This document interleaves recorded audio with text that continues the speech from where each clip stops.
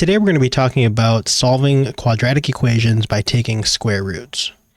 Prior to this, we've actually talked about solving quadratic equations different ways, and let's take a look at those first before looking at square roots.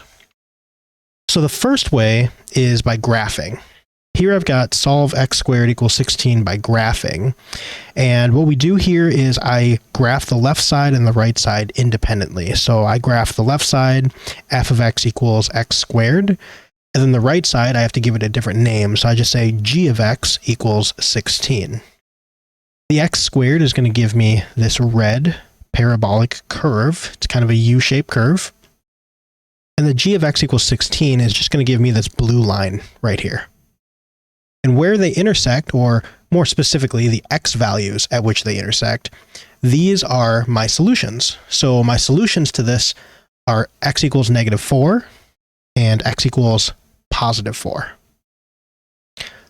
That's one way to do this. However, we're not always going to have access to Desmos or a graphing calculator. Let's say that we're taking some standardized test and we don't have the ability to use one of those things. So we've got to find other ways to solve x squared equals 16. One of those ways that we learned earlier was factoring. So what do I mean by that? Well, first, let's get this equal to 0. So what I'm going to do is subtract 16 from both sides.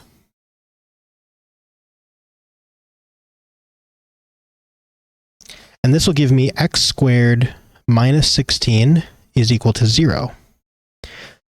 Now, this is actually a difference of squares because x squared is a perfect square and 16 is a perfect square, and I'm subtracting one perfect square from another.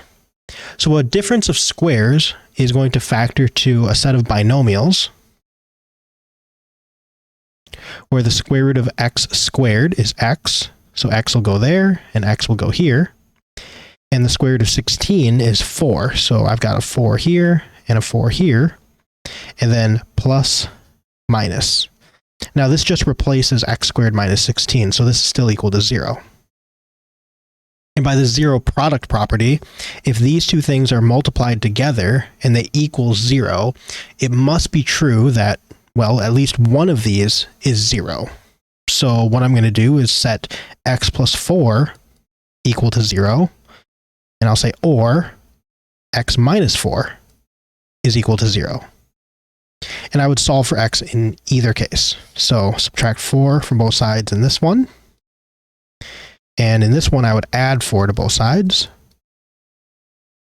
And what we will find is over here, x equals -4, or over here, I've got x equals +4. This is the same result as what we got when we graphed. But I think there's a better way, maybe a faster way, and that is going to be using these square roots. So C says solve x squared equals 16 by taking square roots. Well, x squared equals 16.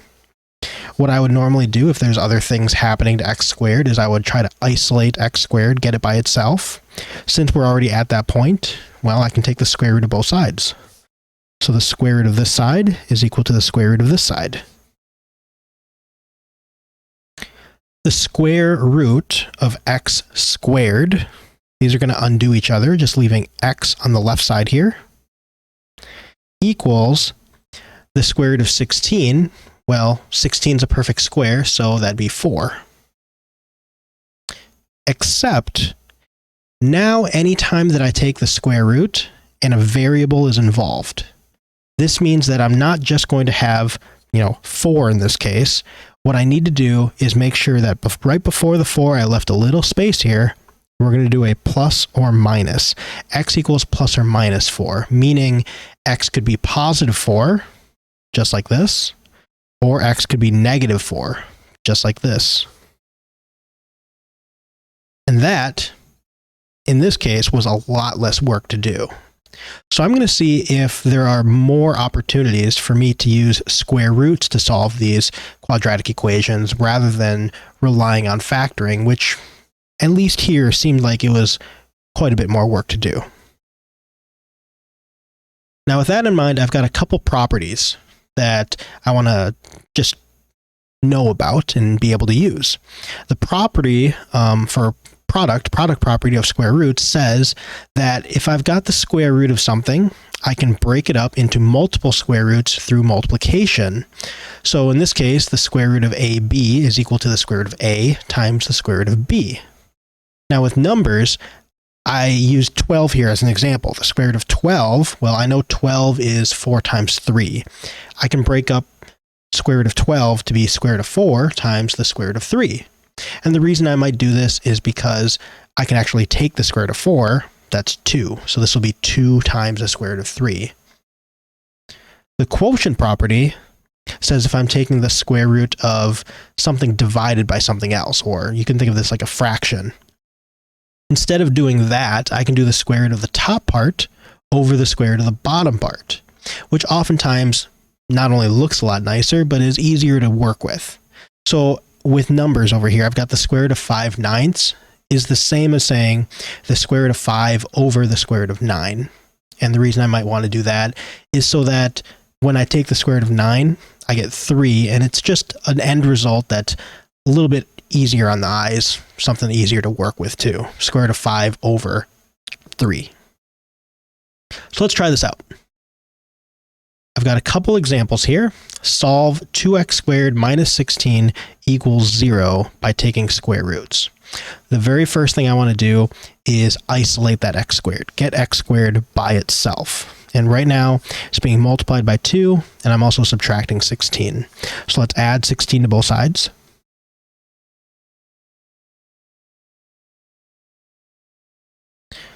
All right, once I do that, I'll get 2x squared is equal to 16. And then I can divide both sides by 2.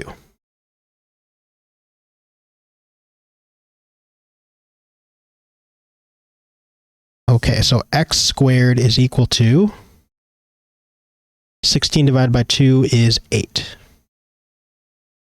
Once I have x squared by itself, I can take the square root of both sides. So the square root of this side is equal to the square root of this side. And let's see what we get. The square root of x squared, square root and the square will undo each other, leaving just an x here, equals, remember I always do a plus or a minus here, square root of 8. Now I can't actually take the square root of 8. If it were 9, it'd be nice, because then the square root of 9 would be 3, but it's not. So I have to do something. Well, let's take a look at some perfect squares. If you don't have your perfect squares through, I would say at least 10 memorized, here they are. 1 times 1 is 1. 2 times 2 is 4. 3 times 3 is 9. 4 times 4 is 16. 5 times 5 is 25. 6 times 6 is 36. 7 times 7 is 49. 8 times 8 is 64, 9 times 9 is 81, and 10 times 10 is 100. I think it's really important to have at least these 10 memorized, as it really helps out with these types of problems when you're simplifying things. So the reason I'd write this out here is that what we see on the right side of these equals signs, these are all perfect squares. 1, 4, 9, 16, and so forth. What I want to do is see if what I'm left with is divisible by any of these perfect squares. And in this case, 8 is divisible by 4. So I can say that 8 is the same as 4 times 2, or the square root of 8 is the same as the square root of 4 times the square root of 2. And the reason I do this is because 4 being a perfect square, I can actually take the square root of this. And so say x equals plus or minus the square root of 4 is 2. And then I still have the square root of 2 left over. X equals plus or minus 2 square root of 2.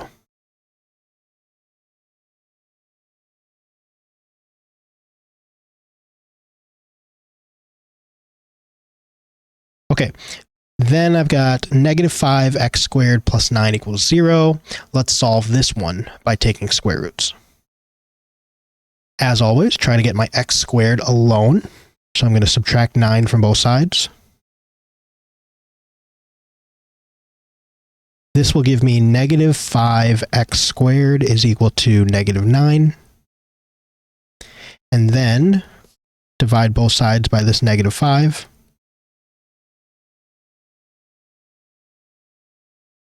And I'll get x squared is equal to negative over a negative. That's going to make a positive 9/5.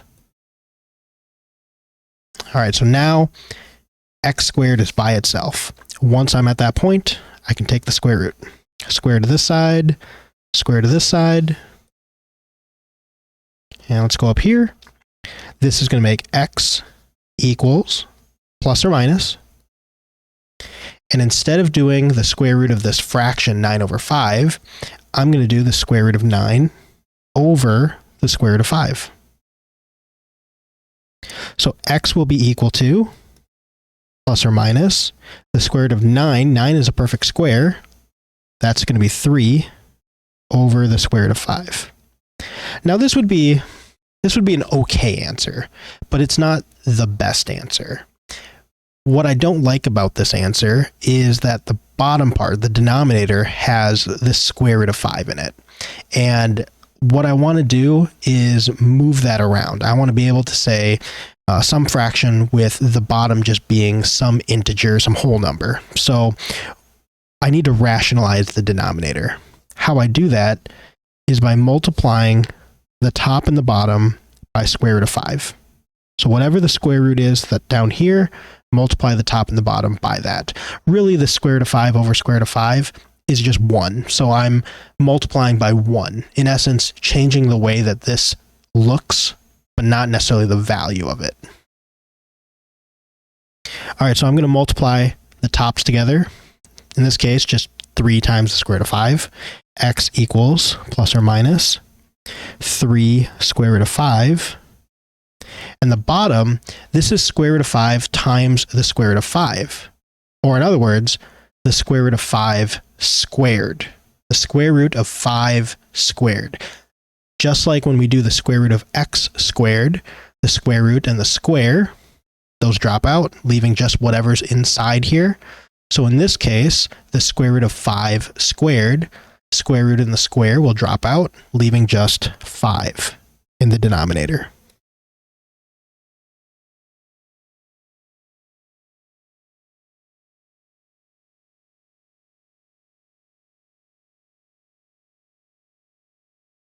All right, let's take a look at some applications for this. There are some real-world applications. A lot of these you're going to find in physics. You know, when we're dropping an item, let's say. When I'm dropping an item, I can use one of these two quadratic models. The first one is the distance fallen in feet at time t in seconds.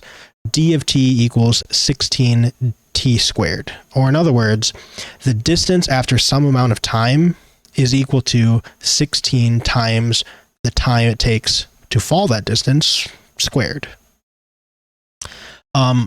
Oftentimes this first one I'll use if the object is actually falling to the ground. So if it hits the ground, the floor, whatever problem it is you're using, that's what I would do. The first one. The second one is the height in feet at time t in seconds. H of t equals, I call this h naught, minus 16t squared. H naught is the object's initial height. So h of t you can think of as the height after a certain amount of time, or in other words, the ending height. Let's say I'm dropping an item and I don't necessarily let it hit the ground. I want to know from point A to point B, how long will it take for that object to fall just between those 2 points, not necessarily to the ground. An example of this might be, let's say we've got a squirrel in a tree and it's dropping, let's say a nut that it has, and it's dropping and it hits someone on the head. Well, that person might be, 6 feet tall, let's say. Well, the object didn't fall to the ground. It hit the person on the head, which was 6 feet above the ground. That's where I might use the second model here. So let's do a couple examples. If you drop a water balloon, how long does it take to fall 4 feet? Well, I'm going to use that first model because I'm actually going to hit the ground here. I'm just falling 4 feet. So let's say d of t equals 16t squared, and I know that the distance that it's falling is 4 feet. So I'm going to say d of t is 4. 4 equals 16t squared, or I could say, reverse that around, 16t squared equals 4. Well, just as if this were an x, I'm going to solve for, or not really solve, but get t squared alone here. So divide both sides by 16.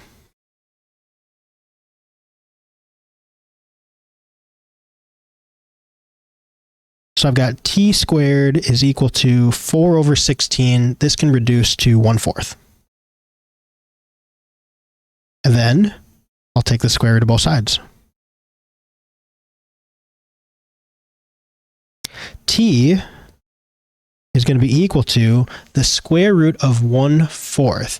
Now, for these problems, we're talking about time. I'm going to want to maybe use a calculator to find out how much time this actually is rather than leaving it as a square root. So let's go over here and let's put in the square root of 1/4. This is 0.5 or 0.5 seconds. So this is 0.5 seconds. It will take this water balloon half a second to drop 4 feet.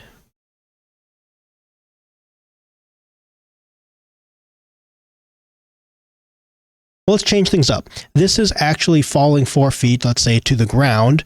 What if I had this problem? The rooftop of a 5-story building is 50 feet above the ground. How long does it take the water balloon dropped from the rooftop to pass by a 3rd-story window at 24 feet? So let's say on the 3rd story, there's someone looking out the window and this water balloon is coming straight down past them. When are they going to see it at eye level if they're just looking out the window? So in this case, I'm not necessarily looking at when the water balloon will hit the ground. I'm stopping at when it's going to pass this person's eyes in the 3rd level. So I'm going to use this other model, h of t equals h naught minus 16t squared, where h of t is my ending height and h naught is my initial height.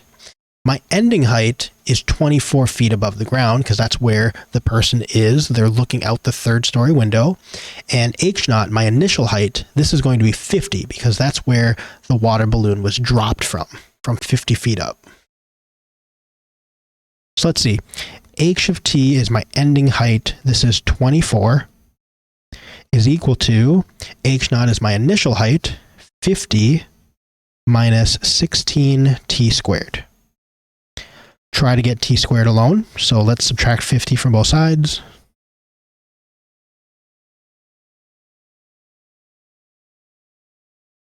All right, 24 minus 50, this is going to be negative 26, is equal to negative 16t squared. We'll divide both sides by negative 16.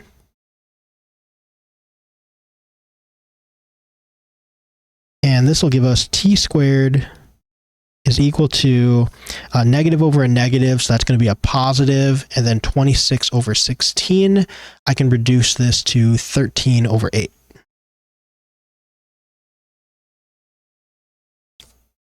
Now take the square root.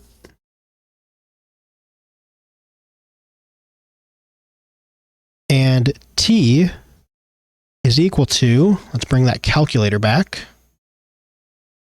the square root of 13 over 8. 13 over 8. This is roughly 1.27. 1.27 seconds. Or in other words, from a height of 50 feet, it is going to take 1.27, a little over 1 second, for that water balloon to fall from 50 feet to a point where a person looking out the third-story window would see it pass by. Something else I want to talk about is this brand new set of numbers, imaginary numbers.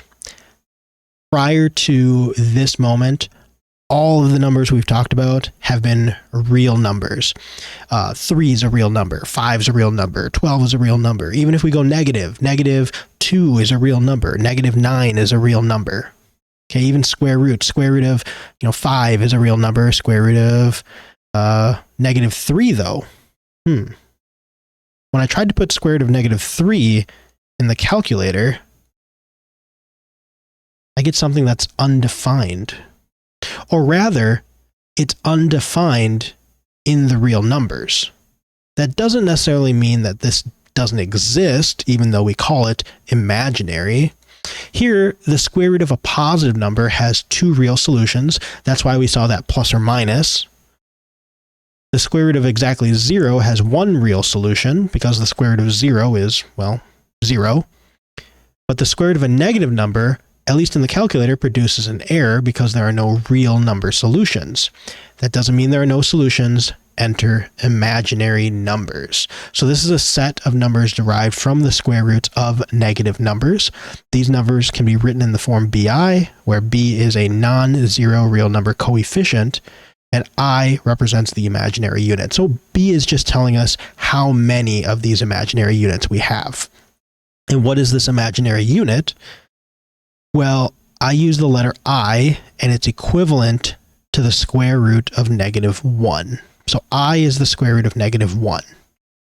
And all of these numbers, okay, all of these things with i's in them are imaginary numbers. 2i is an imaginary number, -5i is an imaginary number, -i/3 is an imaginary number, -1/3 I, same thing as that. I times the square root of 2 is an imaginary number. Anything with this I attached to it is going to be an imaginary number. But why would I care necessarily about imaginary numbers if they're not, by definition, real? Well, let's see what happens when I just kind of work with them a little bit. For example, let's say I've got the square of 5i. I'm looking for the square of 5i. Well, that's going to tell me to take 5i and square it. Or in other words, 5i times 5i. Well, 5 times 5 is 25.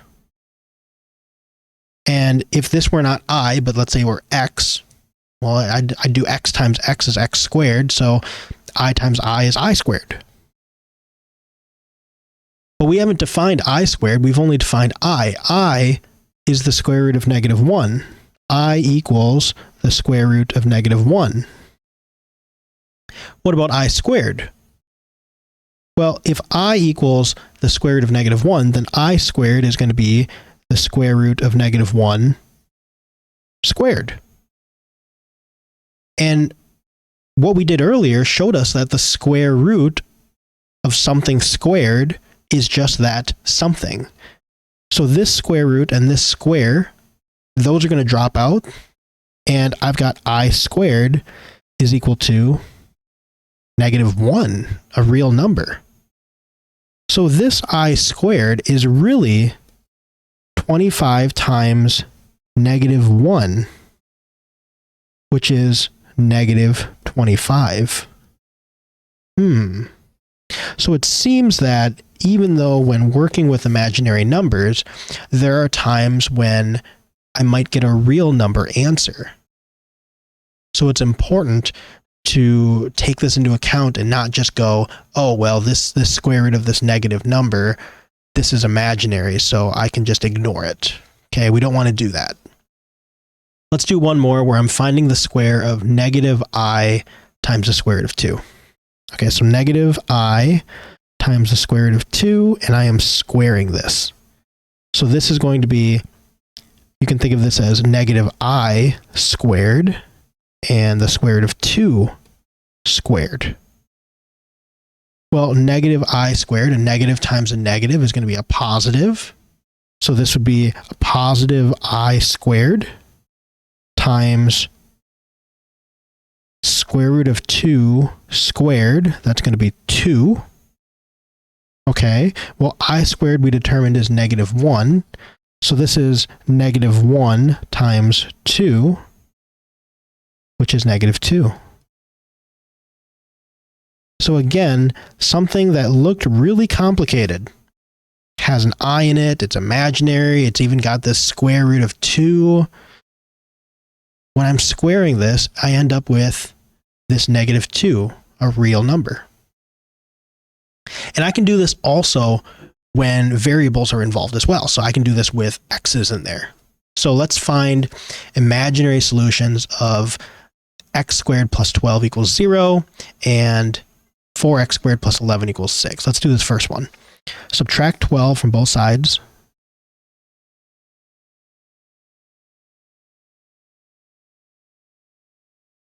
X squared is equal to negative 12. All right, now I've got x squared alone, so I can take the square root of both sides. Square root of something squared, so just that x, is equal to the square root of negative 12. Now, we learned earlier, I can break this up. I can break up, 12 to 4 times 3. So that also means I can break up negative 12 to negative 1 times 4 times 3. So the square root of negative 12 should be the square root of negative 1 times the square root of 4 times the square root of 3. And also remember, an x was involved here, so I've got to put a plus or a minus. Let's find out what all this is. X equals plus or minus the square root of negative 1, remember, I define as my imaginary unit, so I'm going to say this is I, times the square root of 4 is 2, that's a perfect square, times the square root of 3 is not a perfect square, it's not divisible by a perfect square, so I'm just going to leave it as the square root of 3. And let's clean this up. X equals plus or minus 2i times the square root of 3.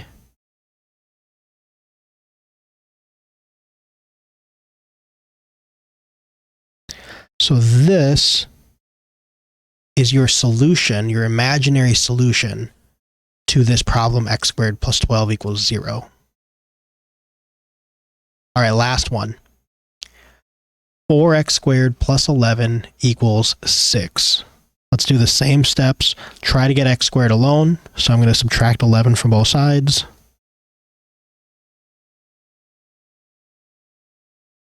This will give me 4x squared is equal to negative 5. Divide both sides by 4.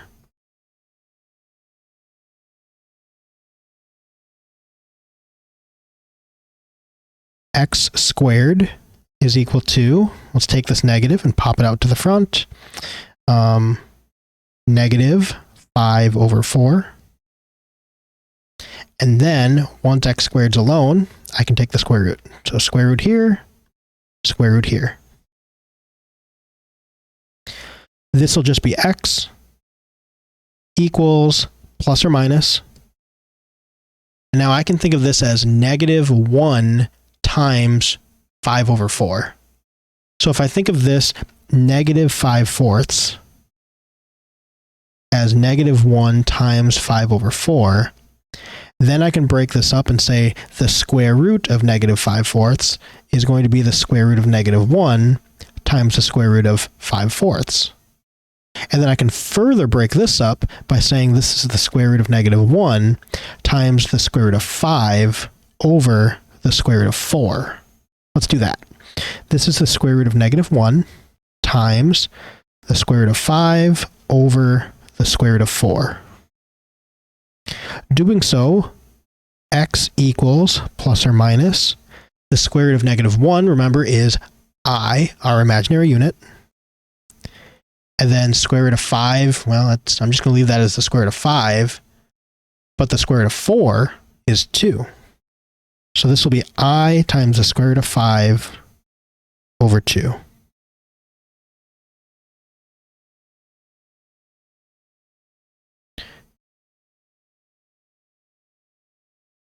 All right, hopefully this gives you a better idea of how to solve these quadratic equations by taking square roots, as well as give you an introduction into what imaginary numbers are and kind of different ways that we can use them.